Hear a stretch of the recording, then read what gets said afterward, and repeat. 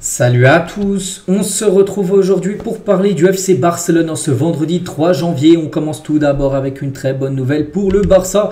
C'est Lamine Yamal les gars, et Hector Ford réalise une partie de la session avec le groupe, la session d'entraînement, parce que Lamine Yamal est de retour. N'oubliez pas qu'il s'était blessé lors du match contre les Leganés, c'était il y a déjà 3 semaines. Bon, elle a tombé à pic à cette trêve hivernale vu qu'il n'y a pas eu de match pendant une quinzaine de jours. Et ça, il est de retour à l'entraînement, Lamine Yamal. Donc pour le match de demain contre Barbastro, un match de Coupe du Roi, on ne pense pas qu'il va jouer, pas de risque pris surtout. C'est une Détroit, il va faire tourner bien sûr Hansi Flick. Mais pour le match, mercredi prochain contre Bilbao, là il y a des chances bien sûr de voir la pépite Lamine Yamal. On sait que le Barça n'est pas pareil quand il est là et quand il n'est pas là. Donc c'est comme une très bonne nouvelle, le retour de Lamine à l'entraînement. D'autres photos de l'entraînement du jour sous le beau soleil actuellement du côté de Barcelone. On commence avec Jules Koundé. On peut voir également Daniel Mo qu'on va parler dans quelques instants. Toujours présent bien sûr aux entraînements malgré qu'il n'appartient plus au Barça, enfin il peut quitter officiellement en gros le FC Barcelone, il s'entraîne bien sûr. Gavi également, Pedri ou Gavi de nouveau, ou Araujo ou Hansi Flick. Voilà, vendredi l'entraînement, donc voilà, tout s'est bien passé. Entraînement pour préparer bien sûr la rencontre de demain, la rencontre contre Barbastro, parce que le programme, je vous montre tous les jours, donc c'est le moment de le montrer. Donc on est le 3, le 4, c'est demain, match de Coupe du Roi. Ensuite le 8, ça sera mercredi prochain contre Bilbao avec potentiellement la finale si tu te qualifies le 12, soit contre le Real, soit contre Mallorca si tu te qualifies, je le répète. Ensuite il y a Retafe, il y aura l'équipe du Benfica, il y aura l'équipe de Valence, il y aura l'équipe de l'Atalanta. Et en cas de qualification aussi là contre Barbastro, il y aura aussi un tour qui sera je pense prévu peut-être entre le 21 et le 26. Voilà, entre le match du Benfica et le match de Valence, il y aura un nouveau tour de Coupe du Roi. Concernant le match contre Barbastro demain, le premier match pour cette nouvelle année. Donc officiel, Barbastro a vendu tous les billets pour le match de Coupe du Roi contre le Barça. 5750 fans seront présents à l'Estadio, au stade municipal en gros. Donc voilà. Un stade à guichet fermé bien sûr pour affronter le Barça. Mais pas que le Barça avait déjà joué il y a un an, en janvier 2024. Barça s'est imposé 3-2, ça a été difficile malgré que c'est une équipe amateur. De toute façon demain ça sera de nouveau difficile. Il n'y a pas de match facile même si c'est une équipe de division inférieure. Et concernant ce match, il pourra avoir quelques changements parce qu'Hansi Flick prépare peut-être du renouveau vu que c'est un match de coupe et là il va peut-être faire tourner. Donc 3 changements majeurs de joueurs Hansi Flick devrait faire pour le match de coupe contre Barbastro. Tout d'abord Ronald Araujo pour Pau Cubarsí. Araujo devrait faire ses débuts de la saison pour Barcelone contre une opposition plus facile entre guillemets, même s'il n'y a pas de match facile. Ce qui permettra à Cubarsí de se reposer après avoir été surmené. Donc il va faire tourner. Donc voilà, Araujo, c'est peut-être le match parfait pour le lancer. Il avait joué peut-être quelques minutes lors des derniers matchs, mais là il sera titulaire certainement demain. La dernière fois il avait été titulaire, ça remonte à plusieurs mois avant la coupe, la Copa América qu'il avait joué avec son pays. Szczesny aussi pour Iñaki Peña, on pense sur un changement de gardien. Szczesny devrait faire ses grands débuts pour le FC Barcelone dans cette Coupe du Roi demain, avec une chance de défier Iñaki Peña pour la place de titulaire. S'il fait un gros match, on verra. Il y aura bien sûr concurrence avec Iñaki Peña pour les prochaines rencontres. Il y a aussi Ansu Fati qui pourrait commencer titulaire pour Rafinha. Donc Fati devrait revenir dans l'alignement de Barcelone dans le 11 de départ contre Barbastro, offrant une chance d'impressionner et de fournir un repos bien nécessaire à Rafinha avant la Super Coupe d'Espagne, parce que Rafinha devrait retrouver sa place de titulaire mercredi contre Bilbao. Et pour le match de demain, ce serait plutôt Ansu Fati qui devrait être titulaire. Lamine Yamal aussi ne devrait pas être là. Donc voilà, ce sera quand même une équipe très remaniée pour cette rencontre. Bref, on continue les gars, on va parler d'autre chose. On va parler des journaux, Mundo Deportivo Sport. Donc tout d'abord, Mundo Deportivo, tension Olmo. Voilà, directement avec 3 points qu'on va parler juste après. Et l'autre une, Laporta croit au miracle. Voilà, même si officiellement c'est fini, parce qu'il fallait donner les documents avant le 31, le 31 minuit, ce qui n'a pas été fait. Laporta pense qu'il y a toujours moyen de faire une petite magouille pour enregistrer Daniel Mo, ce qui serait quand même incroyable. Bon bref, le Barça envisage de faire, de faire donner une conférence de presse au président Laporta sur l'affaire Daniel Mo cet après-midi pour avoir une conférence de presse. On en saura beaucoup plus bien sûr si Laporta fait une conférence de presse. Donc il y aura celle déjà d'Hansi Flick aujourd'hui pour le match de demain, mais il y en aura une autre aussi de Laporta, comme ça il va éclaircir quelque chose sur le dossier. Et pourquoi le Barça et surtout Laporta croit au miracle. Donc le club affirme qu'il y a eu un retard dans les transferts financiers en raison des jours fériés boursiers en Espagne. Cette force majeure a retardé l'arrivée des fonds dans les caisses du Barça. Du coup l'argent n'est pas arrivé avant le 31 à minuit. C'est arrivé un peu après, le 1er, on va dire le 1er janvier ou le 2, rendant impossible du coup de répondre à la demande de la Liga dans les délais, vu que l'argent devait être...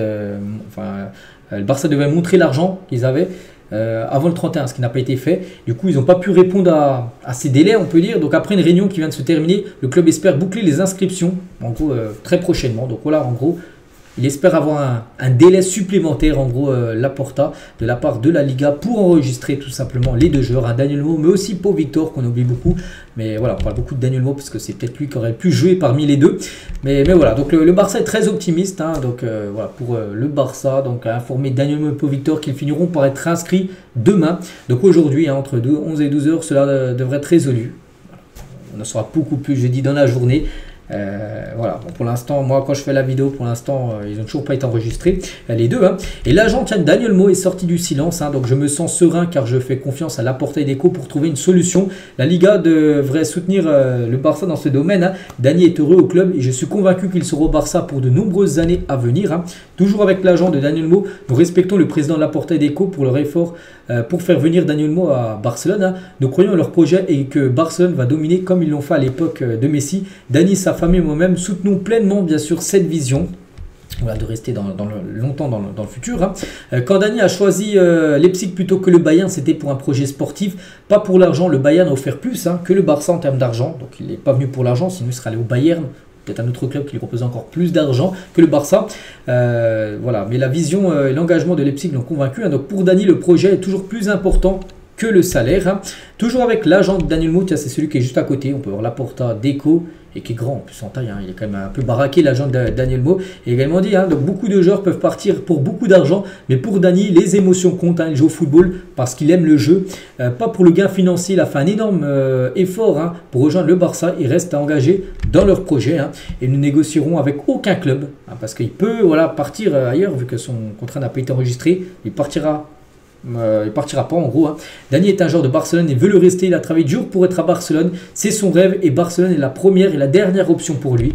Voilà, il tient la dernière déclaration de l'agent, hein, Daniel Olmo. Donc c'est une situation stressante hein, pour Dani comme pour n'importe quel joueur. Mais il essaie de rester calme. Dani est un gagnant. Il adore jouer et des matchs hein, et pas le regarder. C'est pour ça qu'il aimerait bien sûr lui aussi être enregistré pour pouvoir jouer des rencontres et pas les regarder à la télé. Mais c'est vrai que s'il venait à ne pas être enregistré, ce qui est actuellement le cas, il n'y aurait pas de Liga, il n'y aurait pas non plus de Ligue des Champions, parce que je pensais qu'il pouvait jouer comme la Ligue des Champions, vu que c'est pas de la Liga, vu qu'il n'a pas été enregistré en Liga. Mais non, la Ligue des Champions aussi, il n'a pas le droit d'y jouer, s'il n'est pas enregistré. Et même avec la sélection espagnole, en gros, il pourra jouer nulle part. Hein, il pourra jouer nulle part, Daniel Olmo, à part peut-être avec l'équipe B du Barça, mais bon, jouer en équipe B, ce serait du gâchis total, hein, au vu de la qualité du joueur. Bref, voilà ce qu'elle va dire sur le cas Daniel Olmo. On en saura beaucoup plus là dans la journée de vendredi. On fera le point bien sûr demain samedi. On va parler de Frenkie de Jong qui a fait une interview et dresse un bilan de ses années à Barcelone et évoque un départ. Il a dit, hein, je dois admettre que lorsque j'ai signé à Barcelone il y a quelques années, je n'imaginais pas gagner seulement une Liga, une Coupe du Roi et une super Coupe d'Espagne après 4 ans. Ça fait 3 trophées seulement. Et il dit que lui, il voyait beaucoup plus. Hein, je m'attendais au moins du double hein, en termes de trophées remportés. Donc ça me déçoit beaucoup. Hein. Il se passe des choses à l'extérieur qu'on ne peut pas prévoir. Les gens pensent que je veux rester à Barcelone pour toujours car la vie en dehors du football est tellement bonne ici avec le climat à Barcelone. Il fait beau tout le temps, tout ça. Il a dit, mais ce qui se passe sur le terrain est toujours plus important que ce qui se passe en dehors du foot. Hein. Donc si j'ai le sentiment que je ne peux pas apporter suffisamment ou si l'équipe n'est pas compétitive, je partirai. Voilà. Et toujours avec De Jong, hein, le football devient trop robotique, trop tactique. Hein. Quand je regarde les autres équipes, tout est tellement programmé. Par exemple, hein, elle commence à construire et un joueur n'a le droit de jouer que vers la gauche, la droite ou l'avant, tant qu'un triangle est formé. Voilà en gros ce qu'il a pu dire De Jong. Et surtout la grosse info, déjà il est déçu de son aventure au Barça parce qu'il se voyait gagner beaucoup plus de trophées que ce qu'il a gagné. C'est vrai que 3 trophées secs sur les 4 dernières années, c'est quand même peu pour un club comme le Barça. Donc lui, vous voyez déjà gagner le double. Hein. Et il parle d'un départ. Il a dit, je partirai s'il sent qu'il n'est plus à sa place à Barcelone. Peut-être le cas. On verra. Je pense, moi, comme je le répète, hein, je le dis déjà depuis 2-3 semaines, je pense qu'il partira l'été prochain. De Jong. Hein. Et le Bayern Munich, les gars, apparaît comme la destination la plus probable si Frenkie de Jong venait à partir. Hein. L'idée de son départ en janvier fait son chemin. Bon, il ne partira pas en janvier, mais l'été prochain, il y a des chances qu'il parte et peut-être au Bayern Munich. On va parler de Lamine Yamal et de valeur transfert marque de Lamine Yamal. C'est fou, en 1 an et demi, Lamine Yamal, en août 2023, il coûtait 25 millions d'euros sur le mercato. Et il coûte maintenant 180 millions d'euros. C'est bien sûr la plus grosse progression en 1 an et demi pour un joueur de football. Donc voilà, puis on pense qu'il va faire encore... On pense là d'ici peut-être un an, il pourra peut-être dépasser la barre des 200, 220, 230 millions d'euros en valeur marchande. Voilà, tellement qu'il est fort et tellement surtout qu'il est jeune, c'est ça. Voilà, c'est ça surtout qui fait que son prix est tellement haut. Hein. Et la valeur aussi de Rafinha sur Transfermarkt augmentée de 30 millions d'euros en 2024, de passant de 50 millions à 80 là sur la dernière mise à jour. Donc il a gagné 30 millions d'euros sur un an quand même. Rafinha en valeur marchande. On va parler de Marcus Rashford. Et le joueur veut signer pour Barcelone. Il préfère le club à n'importe quelle autre équipe. Voilà, donc lui parce qu'il devrait partir à Manchester. Il a pas mal d'options et vraiment s'il y a un club où il aimerait aller, c'est du côté du FC Barcelone. Donc pour l'instant, pas d'avancée du Barça dans le dossier Marcus Rashford. Concernant ce joueur, l'AS Roma et Las Palmas négocient pour le transfert de Mika Marmol. Pourquoi on parle de ce joueur? Parce que le Barça détient 50% des droits du joueur. Donc s'il est transféré, genre à 10 millions d'euros, et ben le Barça recevra 5 millions d'euros. Pierre-Emerick Aubameyang, très bon joueur à l'époque. Hein. Bon, il n'a pas joué longtemps, il a joué seulement 6 mois, mais il aura fait quand même une forte impression. Le club où je me sentais le plus à l'aise dans tous les aspects, c'est le Barça. C'est qu'il a gardé les supporters du Barça ont gardé vraiment de très bons souvenirs de Pierre-Emerick Aubameyang maintenant qui joue du côté du championnat d'Arabie Saoudite. Lamine Yamal portant le maillot de Barcelone Mamba édition 2025-2026 a fuité. Voilà, ce maillot sera le maillot extérieur de la saison prochaine. Ce maillot jaune. Il y a deux anciens joueurs, hein, Léo Messi et Neymar bien sûr, avec il y a les chaussettes roses, hein, un style un peu insolite à l'époque, hein, donc voilà, c'était le prime bien sûr du Barça. Il y a quelques années, il y a une photo qui va dater, il y a bientôt 10 ans jour pour jour, c'était lors de la finale de la Ligue des Champions, dernière Ligue des Champions remportée, c'était en 2015, on est l'année 2025, ça fait 10 ans quand même que le Barça n'a pas remporté la Ligue des Champions, bon, peut-être qu'ils la remporteront là, on espère, mais voilà, ça a fait beaucoup quand même pour un club du Barça d'attendre aussi longtemps pour remporter la Ligue des Champions.